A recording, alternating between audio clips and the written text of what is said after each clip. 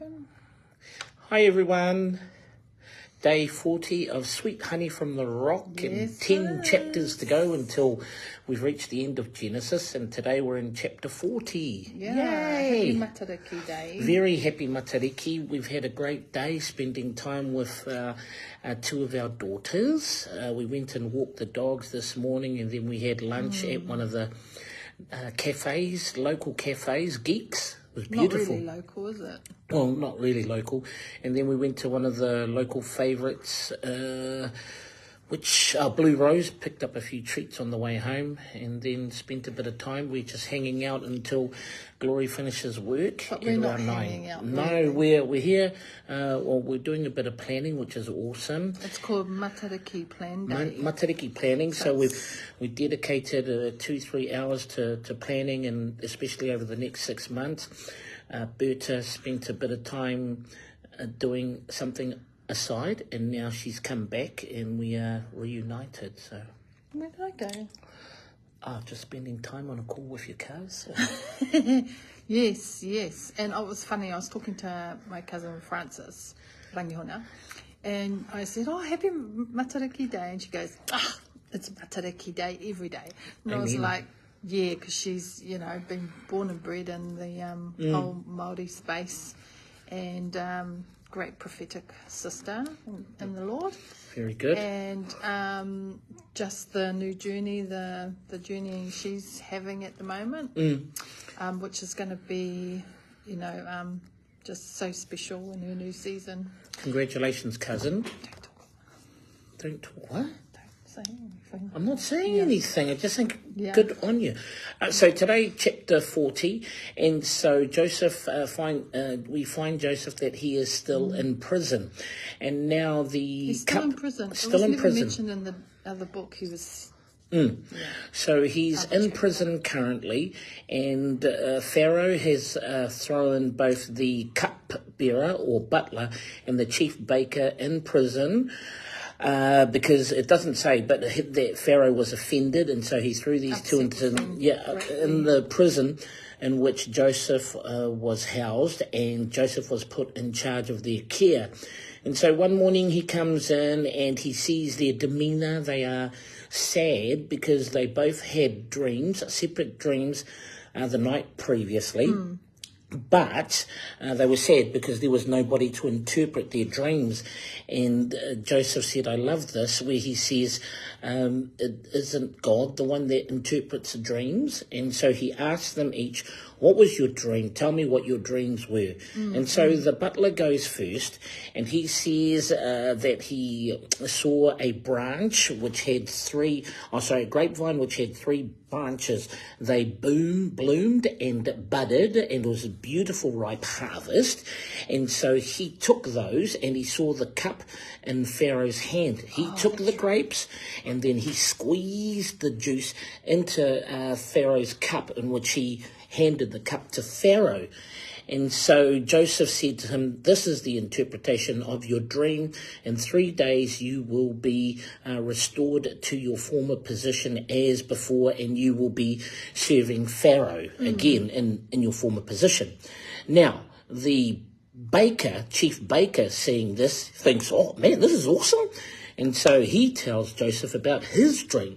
And so his dream was he had 3 baskets, and in the top basket, which was on his head, there were all sorts of baked goods, which the birds ate out of the basket on his head.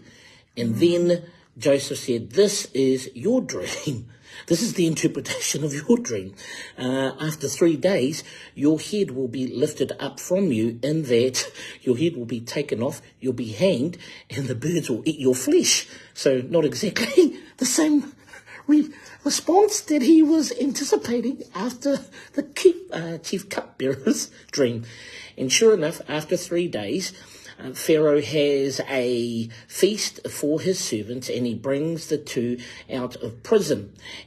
As per Joseph's interpretation, the cupbearer is restored to his former status, and once again is serving as the chief cupbearer for Pharaoh. And sure enough, the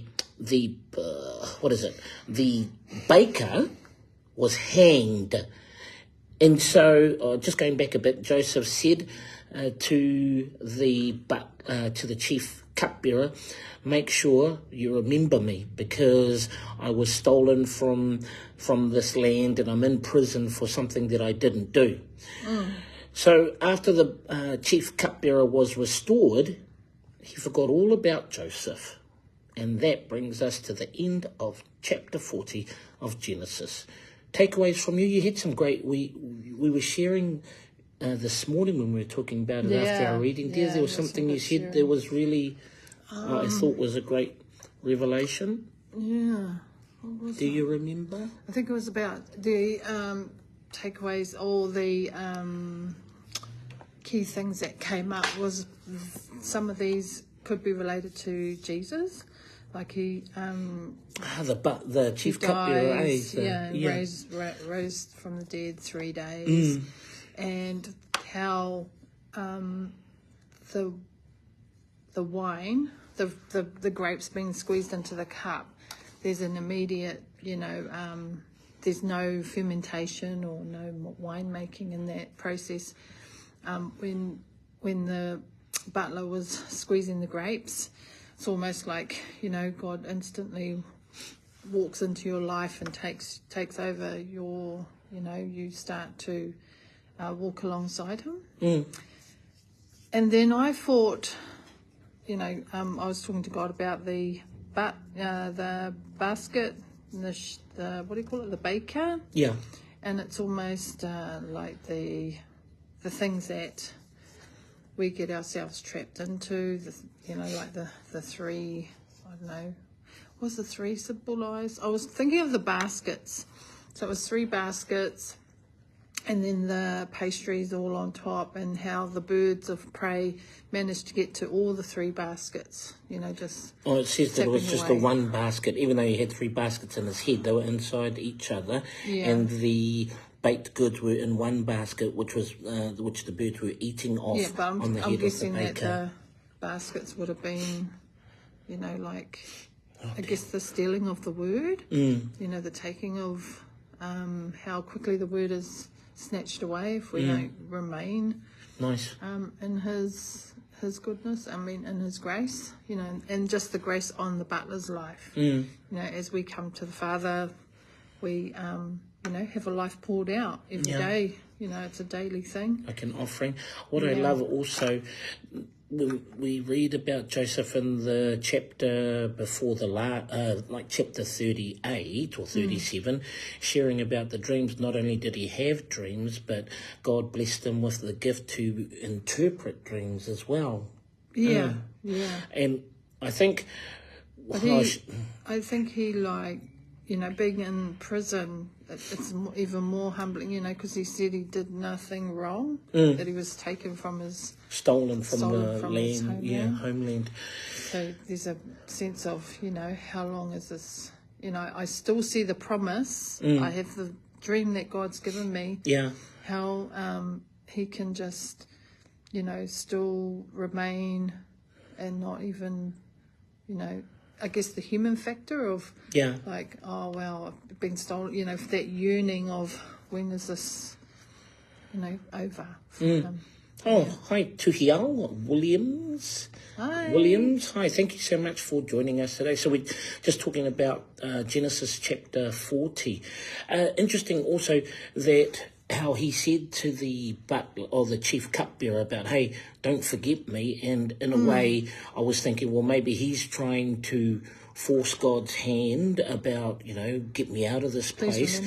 But with the cupbearer totally forgetting that it's in God's time versus our time. And if we look at a lot of instances, well, when I look at my life, how I try and play God in my own life only for God's purpose to come about, and in his timing, and how it was like, oh, that was the perfect timing. Yeah, and how we try to force his hand. Also with the baker, these other ingredients added to the bread and to make bread goods, whereas the grapes was just the squeezing of the grapes. There's just nothing added to it. Yeah. So there's a lot of cool things that I took away from revelation from Genesis 40. And it just gets better and better as as we remain reading together, praying together. It was great to, I heard a little bit about your kōrero with your cousin and how she was encouraging us about doing this as a couple, doing this, which never in my not wildest dreams, but doing something like this where together as a couple that we can journey through the scriptures, the book of Genesis, and be able to share with each other, but also on this platform to share with people as well, and hopefully that you would gain some encouragement. And part of that is being real in terms of our life as a married couple. This year we celebrate 29 years of marriage. Last night we had a really big domestic. Alberta slept in the sitting room. I loved it. Well, you said to me that you had a few itchy bites. Maybe that was your conscience. No. But it was not my conscience, Brian. Yeah. I don't engage in anger conversations. I just... Did I physically threaten you? No. I felt threatened. No, you didn't feel threatened. I was so threatened. Right. I've been forced to say... I've been dragged here. Oh my gosh, what ifs. So it was over a misunderstanding, and because we are two different people. We are wired differently. Okay, call me a diva, call me someone that wears my heart on my sleeve. It was over an incident where I blessed a person outside. There's a key takeaway. Yeah, I blessed someone, they seemed like a homeless person with $20. And then when I was sharing that, Albert here was sharing her blessing of young ones, but what she did was when they asked for money, not just say, okay, just gave them money, but that, hey, come and sit with us and let's talk. And so she shouted a feed at McDonald's at the table because I feel like sorry. No, sorry. My voice is raising. No, well, I feel like I'm feeling a bit unsafe right now, okay? And I'm not just talking about not having a shower over the last 3 days. So anyway, pretty much Albert said to me in no uncertain terms that I wasn't actually led by God. No, you asked me the question. I said, yeah, I think you were. Yeah, you weren't. Now, the way that we communicate is a bit different, and I was offended as, okay, let's be honest. I should feel safe to say what I thought. But then, maybe that's my insufficiencies, and he just didn't get it. And so after a while thinking it through, like, I get it, it was just one of those things where she didn't... where Berta didn't think that I was led by God. And it was a small thing, but I admit I took it, I'm not going to be on your live anymore. Okay, yeah. Stuff your sweet honey from the rock. I ain't going to do it anymore. Yeah. But I was looking back over what Albert was saying and how because we have two different types of communication, I was thinking, oh no, when I was walking back the conversation, and then in hindsight going, okay. But the knee-jerk reaction at the time was, bah! But now we are reunited, and there was no ununited, Brian. The thing is, like, you get so heated that it's like, right, I should be able to say whatever I want to say in front of you and be safe to say it. And that's the thing in married couples, if you're not feeling like, can I be completely honest with you, or I'm going to hurt your feelings. Yeah. I'd rather be, I've done the, I don't want to hurt your feelings anymore. And it shouldn't even involve feelings because it's just an observation. Like before we came on and you were saying, wow, I can really smell your body odour. I wasn't offended at all. And you said, I'm going to breathe through my mouth. But you don't get offended. You don't. I was offended last night. But you did a walk and you still didn't have a shower. I just got to go to the side for a bit. I'm back now, everyone. Okay, yeah. But all in all to say, after all that is about the importance of communication in that after the fire... Yeah, he didn't come back to talk to me. Hey! KJ? Yeah. Who's KJ? Kirsty. Oh, Kirsten. Kia ora tātou katoa. But all in all to say, as couples, and we have a bit of experience, 30-something years together, celebrating 29 years of wedded bliss on the 2nd of December this year, about the importance of communication and communicating when you're level-headed as opposed to trying to communicate when one or both are in an emotional state. That's the learning, Well, yeah, and not to fly off the handle, like get so like, yeah, I just don't like that sort of. I've been down that road, and I'm like, you know what, I'm just gonna sleep in the lounge. And I'm good. Yeah. And once again, you had itchy bites this morning, so maybe that was a sign. That was a sign because I felt. No, he comes in the lounge and he's like, oh, so he's still angry because I thought that last night we had talked through it, but didn't talk. What did you say? I get it now. I get it now. That's how I communicated. That's not getting it. Mate. Okay. Anyway, that was our yeah. But always encouraging our couples. Marriage is not easy, and I think even those living together. Yeah. I mean, if you're living with someone in a relationship, and that it's a roller coaster, up and down, the good, the bad, the ugly, the indifference, and that. But I think above all, it should always be open and honest, being able to communicate with each other, and also. Oh yeah, just communication, and the importance of communication. Yeah. Because without going into too much detail, we've made every mistake there is in the book. Let's be honest. Except not murder each other. Anyway, Kirst, our Sweet Honey from the Rock page, we have to get 100 likes before we can go live on there. Tuhiao, if you're watching this far, if you haven't already, can you please like our page and share with your friends? I think we're at 88 or 89. Yeah, 89. So we just need 11 more. And then we can go live directly on the Sweet Honey from the Rock. Like, I'm letting God just move in on the space and place. And let go and let God. Oh, gee. I'm trying to breathe. Yeah, just letting God move on the space. But I did ask Indy offered, actually. Our eldest daughter. She has quite a following, and I'm like, you know what? These young people need to hear the word of the Lord and hear how cool the Bible is. But also hear the stories of parents, because we are of that age in our mid-50s. We have lived a bit of life, and if people, whether our peers or young ones, can learn from us, especially from our mistakes. And I will be honest, about 80 to 90% have been on me. So there you go, Albert. Okay? Well, what about the other 20? Or the 10? Well, okay, then let's just take it up to 95%. Sucker G's. Okay, then. Okay.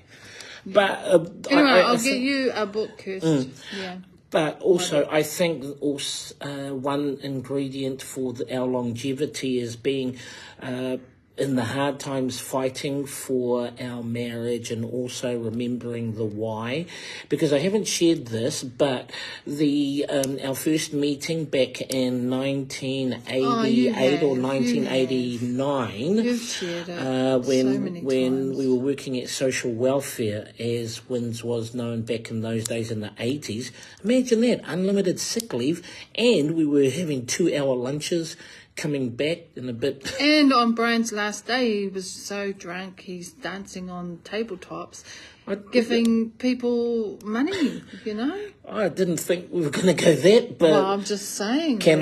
What if I mentioned someone bringing special cookies back in the 80s, and when I had them, I found myself on another plane of consciousness, which I was unaware due to natural substances included as an ingredient in those cookies. Who knows if that's a true story? But what I was going to say, I do remember, and it may sound a bit cliche, but I when I first saw Albert, and I still feel the same, that when I saw her, I said, this is the woman I'm going to spend the rest of my life with.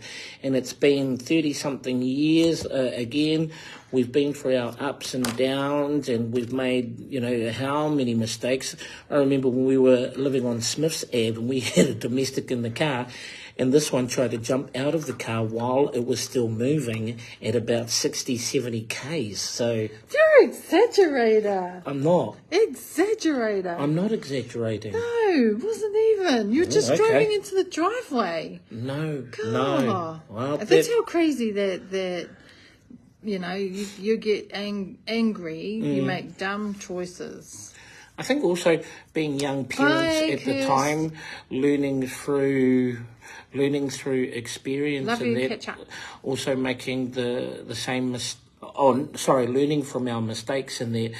And I think maybe I should go there. Okay, when you read of so many of our young babies that are dying as a result of violence which is being perpetrated, especially from young male figures, and I think to myself, man... Oh, even females. It's nothing, but overwhelmingly that males. The Bible doesn't talk about, like how, and, it's not nothing. You know what I mean? It's like... For all our brothers out crazy. there, I'm a firm believer in that whatever issues we as the heads of our houses, especially when it comes to things like anger and bitterness and living in the past, that if you don't work through those issues, that it will in some way, shape or form manifest in your marriage, in your relationships with your significant other or children. And Berta has said to me a number of times, because when I was growing up, that was what was role modelled to me, physical violence. But again, that's only what my parents knew. But yet Berta doesn't take that at all. It's like, well, I'll call the cops. I'm going to call the cops on you. And these are just, I suppose, just one of the things of real life. Yes. Real life, but ultimately love. Love being the foundation. Bottom of the and God's unconditional love towards us. Awesomeness. Some real and raw conversations tonight. Yeah. Feel free, please share. If you're finding that you're just scrolling on your Instagram or just not being intentional with your day, just do some planning. Sit down, plan some stuff out. We took how many goals? No, how many topics did we? No, how many topics did we look at? Oh, well, we're looking at. We just did an agenda. Yeah, we're doing a bit of planning. We opened in prayer, and then we looked at what's next: finances, health, projects, and family. So, just something, if that's something you would like to implement for yourself in terms of the next 6 months, and there's nothing wrong with doing a bit of planning. I've misplaced my journal, so I've not filled it in. This is my second day. Yeah. I don't know where it is. Like the old adage, if you fail to plan, you plan to fail. A lot of truth behind that. Yeah, but not also. When you plan something like that, you put it somewhere so you can see it, and then you're committing it to, the vision, making it plain. And children, please, grace towards your parents. Don't take for granted the sacrifices of your parents. If your parents are doing wrong, then you let somebody know. If you're feeling unsafe, you let your parents know. I'm not saying that all parents are perfect. That's what I mean. But yeah. Time and again, we're... over the years, one thing my parents used to say to me growing up was like, "Oh, well, wait till you wait till you become a parent, then you realise." It's like a curse, actually. No, I don't like that. No, they're just saying, "Wait till you become a parent, then you'll understand." Understand what? What do they want us to understand? That it's not easy being parents. Can you stop whispering in my ear that I smell? But I find myself as a parent now a lot of times going, oh my gosh, I understand now what they meant. I don't know. What did you understand? Because to me it's different times. Yeah, I know. But the the lessons of being a parent, that as a youngster, being a son, growing up, it's easy for me to throw rocks at glass houses. Yeah. Madge Maguire, go the Maroons, game 3.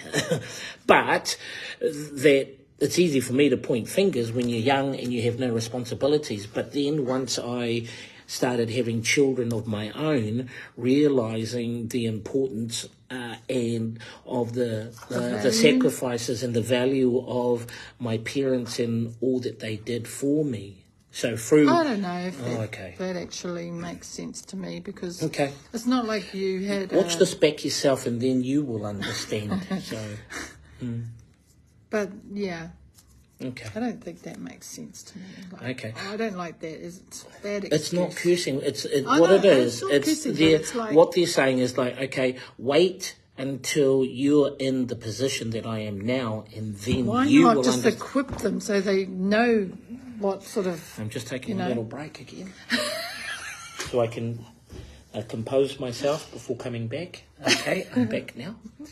Happy families. That's our findings tonight. But yeah, prayer, thank you so much. Reading, action your goals. And please share. We'd love for you to read alongside with us, journey with us through Genesis. We've still got 10 chapters in Genesis. Have a read for yourself, do a bit of research, and share what your findings. What were you researching today? Oh, the name of the Pharaoh during the time of Joseph's imprisonment, which was different to the Pharaoh that promoted him from the prison to Prime Minister of Egypt, being second in charge. Here's a question. When he became 2IC of the whole of Egypt, I wonder what happened or what he did to Potiphar, if anything at all. Interesting, I don't think he would have held grudges, but be interesting, like, okay, your wife, her turn in prison. I don't think it would have been. I'm just saying. Yeah, titty for titty, man. Okay. All right. Bless you guys. Go out and change the world.